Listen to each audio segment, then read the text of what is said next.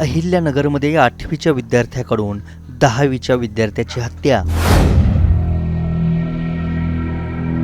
शाळेच्या मधल्या सुट्टीत जुन्या वादातून सपासप वार. अहिल्यानगरमध्ये विद्यार्थ्यानेच विद्यार्थ्यावर चाकूने हल्ला करून संपवल्याची घटना बुधवारी दुपारी घडली. 8वीच्या विद्यार्थ्याने केलेल्या या हल्ल्यात 10वीचा विद्यार्थी जागीच कोसळला. शाळेच्या पोर्चमध्ये उडालेल्या गोंधळानंतर शिक्षक तात्काळ धावले. जखमी विद्यार्थ्याला उचलून शिक्षकांनी उपचारासाठी जिल्हा रुग्णालय गाठलं. मात्र उपचार सुरू करण्याआधीच या विद्यार्थ्याचा मृत्यू झाला.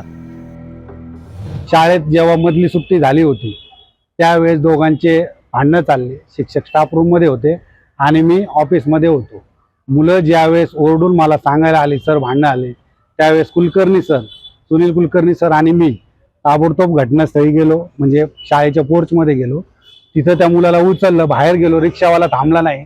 मग आम्ही एक बाईकवाला धरला. बाईकवाल्याच्या गाडीवर त्याला टाकलं आणि आम्ही तिघजण सिव्हिल हॉस्पिटलला गेलो.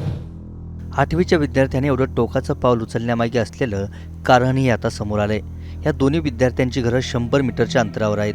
या दोघांमध्ये अनेक छोट्या कारणांवरून वाद होते. क्रिकेटवरूनही दोघांमध्ये वाद झाल्याची माहिती आहे. घरासमोर क्रिकेट खेळण्यावरून झालेल्या वादानंतर 8वीच्या विद्यार्थ्याच्या मनात राग होता. याच रागातून शाळेच्या मधल्या सुट्टीत त्याने चाकूने पोटावर आणि डोक्यावर वार केले. एक 10वीत शिकणारा मुलगा आणि 8वीत शिकणारा मुलगा यांच्यामध्ये वाद झाला आणि 8वीत शिकणाऱ्या मुलाने 10वीत शिकणाऱ्या मुलाला चाकूने मारलेला आहे. कानाच्या मागे एक जखम आहे त्याला आणि हृदयाच्या खाली एक जखम आहे. अशा 2 जखमा प्रथमदर्शनी दिसत आहेत. 3:46 सदर घटना घडलेली आहे. सदर घटना CCTV मध्ये ही झालेली आहे, दिसत आहे. शाळेचा जो CCTV आहे तो. आणि त्यानंतर त्या मुलाला तात्काळ सिव्हिल हॉस्पिटलला नेण्यात आलं असता डॉक्टरांनी त्याला मयत घोषित केलेलं आहे. ज्या मुलाने मारलं त्याच्याकडे पोलीस स्टेशनने ती चौकशी चालू आहे. चाकूने मारलेला आहे आणि सदर जे दोघंही राहणारे आहेत ते सर्जेपुरा या भागात राहणारे आहेत आणि जवळजवळ त्यांची घर आहेत. 100 मीटर अंतरावर त्यांची घर आहेत. आणि सदर जे दोन्ही कुटुंब आहेत, ही जी मुलं आहेत, ह्यांच्या वडिलांचे वाद नाहीत, पण मुलांचेच वाद आहेत. क्रिकेट खेळण्याच्या कारणावरून वगैरे वगैरे छोट्या छोट्या कारणांवरून मुलांचे वाद आहेत. त्यातनं हे भांडण झालेलं आहे. मयत मुलगा आजीच्या घराकडे खेळण्यासाठी जात होता.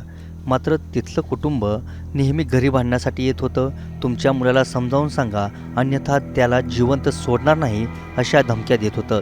असा दावाच मृताच्या नातेवाईकांनी केलाय.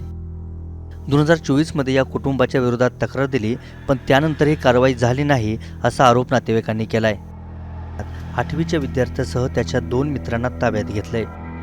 या 8वीतल्या विद्यार्थ्याकडे चाकू कसा आला, या गुन्ह्यात अजून कुणाचा सहभाग आहे का, याचा शोध पोलिसांकडून सुरू आहे.